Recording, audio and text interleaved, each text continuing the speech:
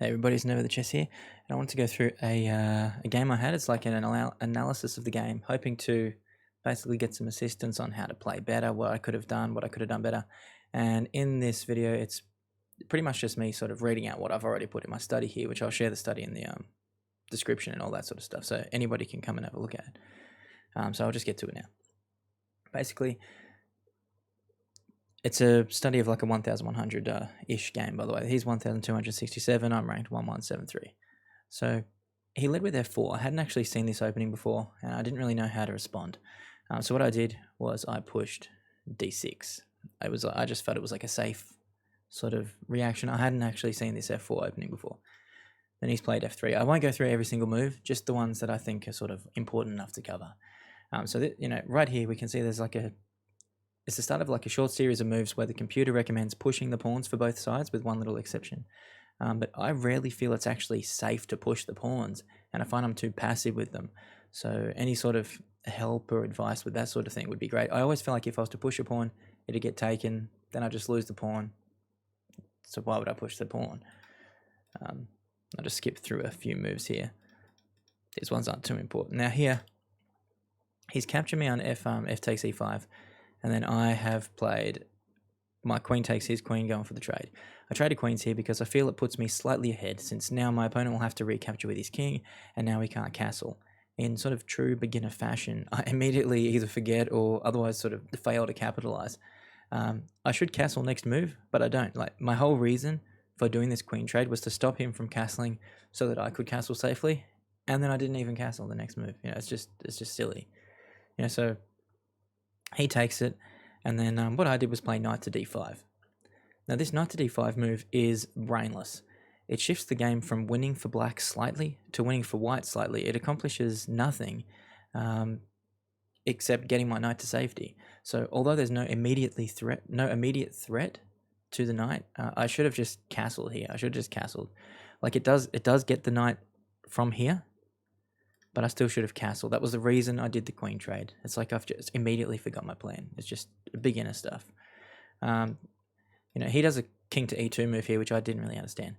Now, when I'd done this move, I was looking to develop my bishop. The computer says knight to b4 is actually the better move.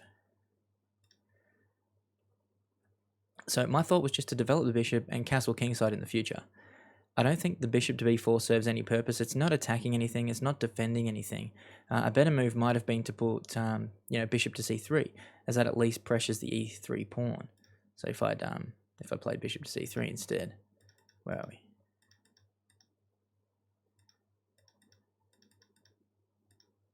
There. If I'd gone bishop to here instead, at least that pushes this e3 pawn. It puts a little pressure on that e3 pawn. It's just a thoughtless sort of development move that doesn't improve my position at all. So anyway, we'll just skip ahead now. Here is the first big blunder of the game. Knight to f4 check. So my thought was to save the knight from the e4 pawn. The problem is knight to f4 is not protected by anything, and it's actually directly in line of sight of this bishop. So I just didn't see that. It's just a complete lack of vision. I just did not see that this bishop directly attacks my knight on this position. It's a true blunder. It's a terrible move. It just puts the knight into danger, danger which I just didn't identify at the time.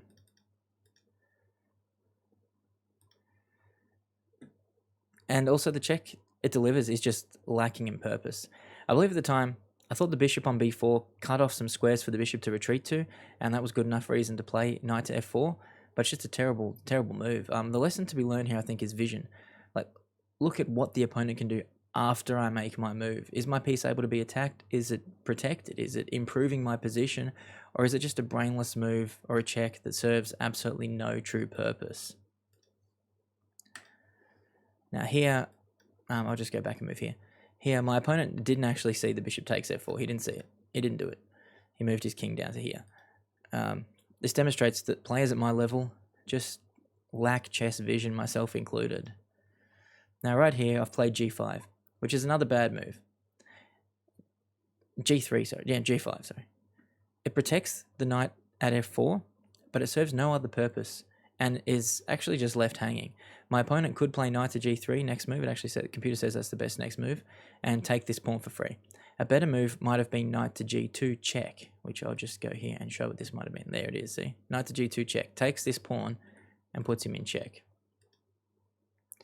So that would have been much better. But I didn't see it because I just have a complete lack of vision. It means it wouldn't be a brainless check because it collects a little bit of material as well. And it's just a far better move, My opponent again demonstrates the same lack of vision that I possess, and he fails to take the piece that's completely left hanging for free with knight to g3. So he's moved over here when he could have just taken that for free, absolutely free.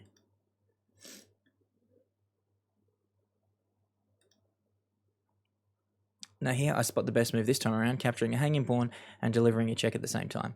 The issue with this move being late, I think, is that it messes with the tempo of the game. It slows things down. This move should have happened one move earlier.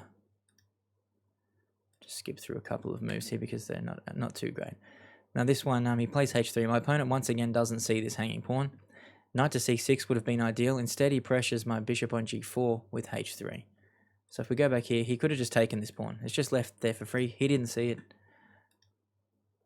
These are just the kind of mistakes and the kind of vision, the kind of level of awareness that people in my level are at, and that's what I want to get help with. And I want other people to sort of see it and also get help if they're at this level. So here I've gone knight to h3 check. I take what to me was effectively a free pawn. Capturing my knight with his rook down here would just be terrible, as I would have hopefully seen that I can play bishop down here, over here, bishop to h3, and win the rook. So that's okay. Now here I've played bishop to c5. It's a bad move on my behalf. Maybe not a crazy blunder, but it serves no purpose other than to get the bishop to safety. My bishop is not truly threatening the knight here on d4, as I'd lose my bishop to c takes d4 next move anyway. So if I did that, he'd just take.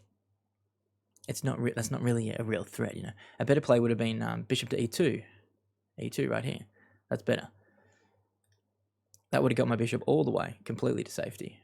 All the way from there to there. Now he's safe, and he's also got, he's still got this angle here, but he's also protecting this piece just in the future. It's just better. It's because that's not a real threat. That's not really a threat. He just gets captured. Now here, this is the second true blunder of the game from me. I played a bishop to f2 check, knowing that my bishop couldn't be captured by his king. That was it. That was the sole reason for this move. This move actually shifted the game from being quite favoured towards black to almost being equal. A better move would have been knight to f2, which we'll just go here. I'll show what this would have been. Knight to f2 there. That would have forked the rook. And it cannot be taken by this bishop, and it can't be taken because of this bishop. So it would have forked, it would have not forked, it would have attacked his rook and can't be captured, so he'd have to move his rook. Just a lack of vision. I just didn't see that was the better move. I just didn't see it. So we'll go to the next one here. Now I've castled, but that was just a silly move. I think it's just a silly move on my behalf. I've castled here, but castling removes the rook from being useful on the H file, which is where a fair amount of the action seems to be at this moment in the game. So he's played bishop takes g5, and then I played f5. This was another terrible move for me. Another terrible move. I should have played knight takes g5 for a few reasons. I'll just go back and show what knight takes g5 would be. That's just there. Knight takes g5. That's better. That's much better. Knight takes g5 captures this hanging bishop, and it also removes the knight from being under attack of both the rook and the king.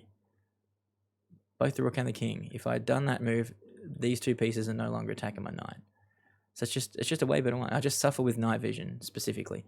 I think playing f6 here really highlights that. Knight to g5 is such a better move. It just didn't occur to me. I just didn't see it. My opponent could have played en passant next move and captured my f6 pawn for free as well. The rook can't recapture it due to it being protected by the bishop. So he could have done this. I can't do that because his bishop's here. So I think I actually played that move thinking that if he did do that, I could take it with the rook, but I can't take it with the rook because his bishop. Just a bad move. Lots and lots and lots of bad moves. Just skip a few now. So he's played king to e3.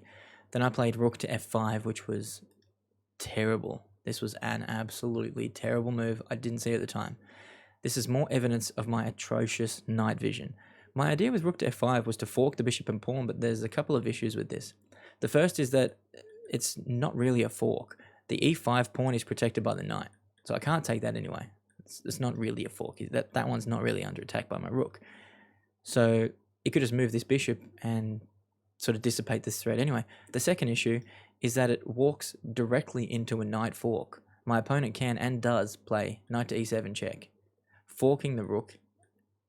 I'll do that the other way. Forking the rook and the king. So he ultimately just wins the rook here. This was the worst move of the game, I think, from my behalf, from my point. And it's such a clear demonstration of how poor my chess vision is when it comes to knights specifically. I just don't see the attacks they can make. I rarely see what they're defending, and I definitely do not see what the knights can be attacking after they make a move or two, which means walking into forks like this is just not uncommon for me. I think it's something that maybe people around my level probably suffer with quite a bit. There's sort of a unintuitive piece to me. So I'll just skip a few pieces here. Now he's played knight takes f5, and then I played rook to g8. Rook to g8. Here, I've actually done it again, but my opponent didn't realize. Once again, I've moved directly into a knight fork. If my opponent played knight to h6, he would have forked the king and the rook and won my rook in the exact same way, using the exact same knight as he did earlier. What exercises can I do to work on my knight vision? How can players like me just develop their sort of knight awareness, what the knights can do? Stop walking into knight forks. Use your own knights better. A better way of sort of, or how do we track what the hell the knights are doing? The knights feel like they sort of spice the whole entire game up, the whole game of chess up. They're the one piece that can like jump over pieces. You can't block their line of sight or anything like that.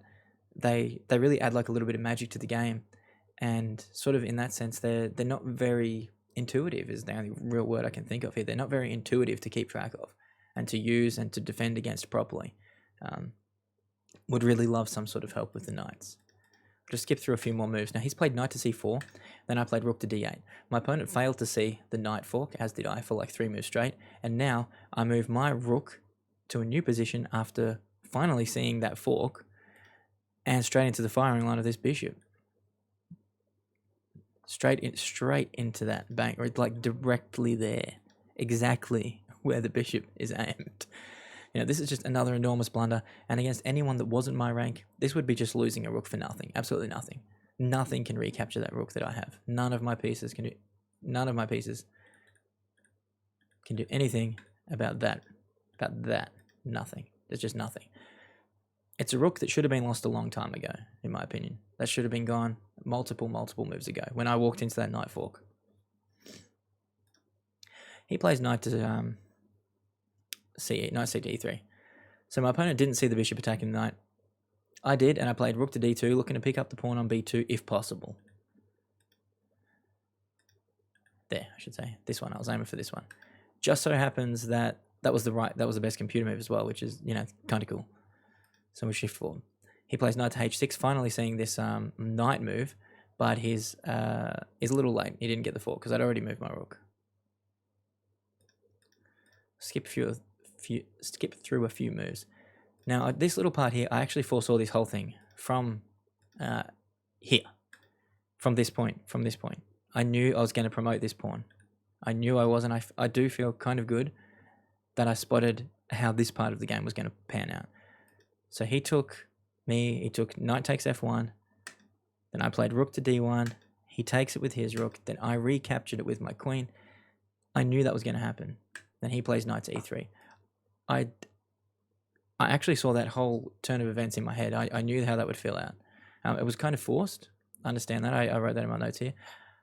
But I do still feel kind of proud that I was able to see at least like, that was like 3 or 4 moves or something. That's good for like a noob. At least I think it is. I'll just play through these next few moves. Okay, so here I've played king to d5, then he plays knight to h5. This is a moment that I really, really, really want to highlight. Just have a look at this. Look at this. After the amount of times that my opponent had to destroy me, after walking into multiple knight forks and absolutely blundering my rook into the lines of sight of my opponent's bishop, and my opponent not seeing it and not taking the free major material, I'm finally presented with this beautiful moment. My opponent blundered massively, He should have moved his bishop out of the way so that the queen can escape the imminent mate in 1. That's right, it's a mate in 1. That move right there, queen to f2, is a checkmate. King can't go here, can't go here, can't go here or here because it'd be attacked by the queen, and he's in check. That's the end of the game. He's blocked. He's blocked by his own pieces. Mate in 1. One single move and this game is over. Done and dusted. I pack my stuff, head on home. Sun goes down. I'm on my porch with a nice cool beer, enjoying the sweet summer's breeze and enjoying life. Queen f2 checkmate. No worries. Except I didn't see this, and I played queen takes c3. Turned the game from a mate in 1 to a completely equal 0-0 game. 0-0, completely equal game. It's epic fail. My thinking was that I wanted to keep applying pressure to the king. I didn't want to take the e5 pawn at this moment because I didn't want to let the king escape. I wanted to trap him and try to find the checkmate that I knew was kind of lingering around. I could kind of sense it. Did not see that it was literally one move. So I just totally missed it. Just a lack of chess vision. Failing to find a mate in 1, 2, or 3, etc. is something I miss quite a bit. Usually they involve the king as well. So I think this mate in 1 can almost be forgiven because when I say that, I mean they usually involve my king as part of the mating process. I don't mean they involve the opponent's king. They always involve the opponent's king. I think this mate in 1 can almost be forgiven because for my lowly self, spotting that the king was actually blocked by these pieces from retreating and escaping south, and spotting that he's actually in check from the h5 pawn, and also the king on d5 if he tries to move left or right, if my queen was here. And he also can't move here, like I said, because the queen would be there. That would all be in check. You can't do any of those moves. That's not something that's overly obvious for a player of my level, I think. So I don't feel too bad, but it does suck to see that there was a mate in 1 opportunity right there. So I'll just skip through the next move. So, I play king d4, he plays knight e6 check. I play king c4, he plays knight c6. I failed to notice that knight to c6 was such a large blunder from my opponent. I just didn't see it. You can actually see, it drops from like minus 1.0 down to minus 5.5. It's a big blunder.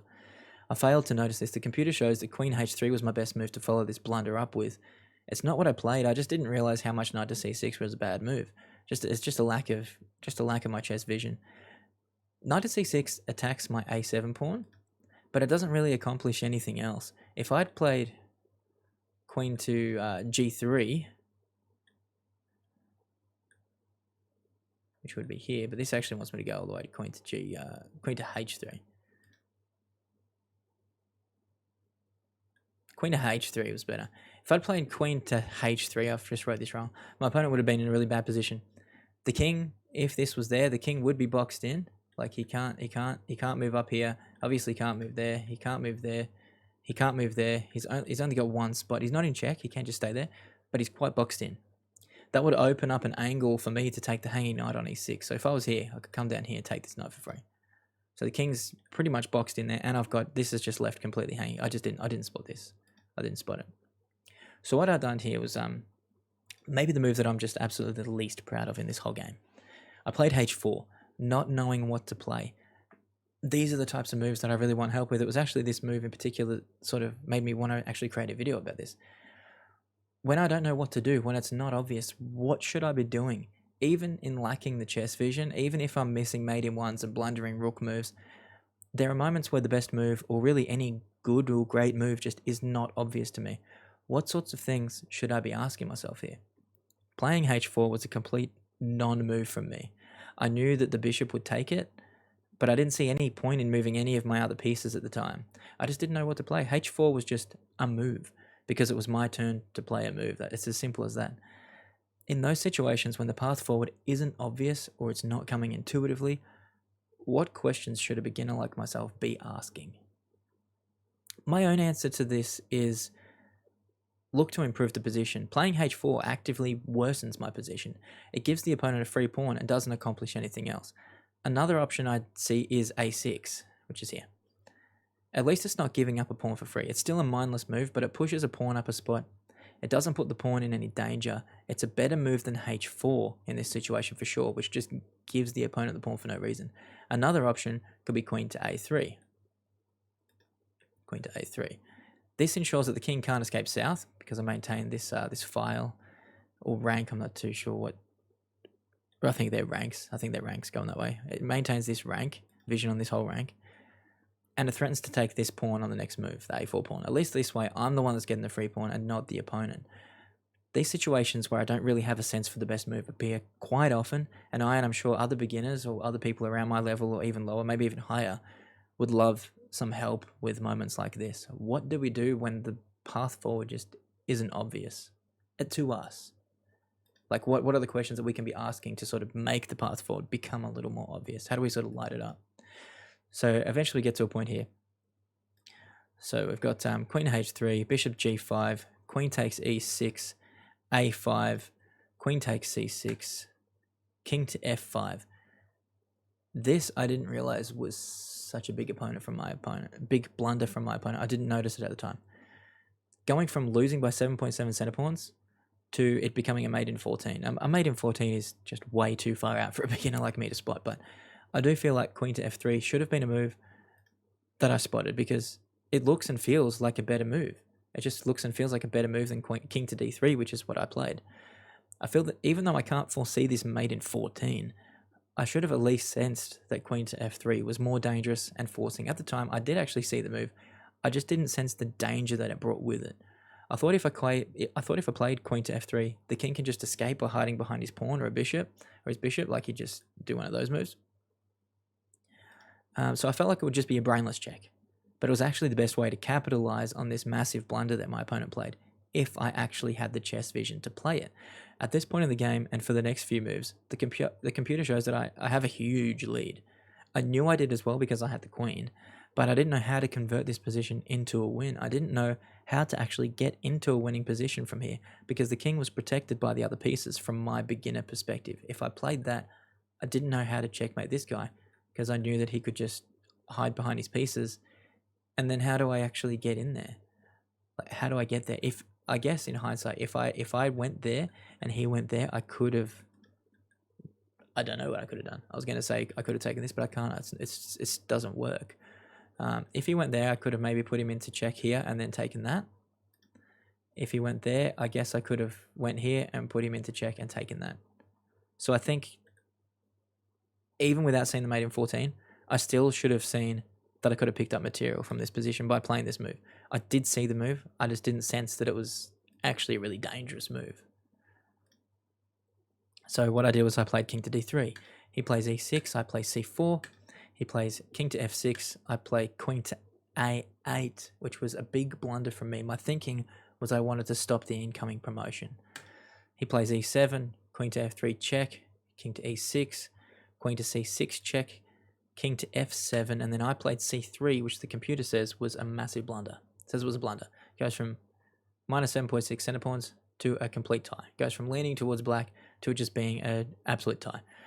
My thinking at the time was that I needed to get another queen because I couldn't figure out any other way to actually win the game. I didn't know how to convert the lead that I had earlier into a win, and I didn't know how to stop the pawn from promoting, so I played c3, thinking that I'd have to trade queens, and at least my pawn then is closer to promoting than his. Because, after this one's gone, it's just this one. Well, mine's much closer. So he promotes his, then I just take, then he takes with his king. Then I played c2, and the computer goes from being a draw to white winning 48.5, up 48.5 center pawns. That's besides where he put himself into a mate in 14 position, I think it was, or even the mate in 1 position. Both of those were massive, massive mistakes from my opponent. This one was probably the biggest mistake that I made in the game, and I didn't realize why until I actually went through this analysis and sort of saw it. I didn't realize it at the time, but pushing the pawn to c2 was an insane blunder. The computer shows it go from being a complete tie to 48.5 center pawns, which is just crazy. It just screams game-changing, massive blunder. You absolutely made a huge mistake. I felt at the time pushing to c2 was the best idea. I hadn't kept the bishop on g5 in mind when pushing to c2. If I had, I would have known it would have been very tricky to actually get this pawn to promotion for me. Even here, a better move might have been king to c3 or king to d2, with the idea of getting around the bishop's line of sight so that when I do promote, I could at least recapture his bishop with my king. So, with the hopes of getting to sort of d1 or b1. Another possibility might have been to move the king towards the bishop in hopes of getting the bishop off of this diagonal. I know that's naive and not something the other player has to do, because the king can just never catch this bishop and actually force that. I'd almost be hoping that he blundered and moved his bishop off the diagonal. It's not really like a skill thing for me. It's just, will my opponent make a mistake, which isn't how I actually want to play the game. And now I'll just go through the next games, which it just ends in a draw. So it's a6. He takes my queen here, and then the game just ends up like a sort of boring game, me trying to promote my pawn, and then he just takes it and the game immediately becomes a draw. I think I could have played these last few moves better and avoided the bishop capturing my pawn, but I don't really know how, because I haven't got much knowledge or experience with proper shepherding techniques. Anyway, that's the end of the game. Any kind of help, any kind of advice, absolutely anything would be fantastic for me, and not just me, but anyone else who's around my level, or lower, or maybe even just a bit higher. They can get some information from this game itself, and hopefully the responses that I get in regards to this game, because I feel this game is really representative of my level.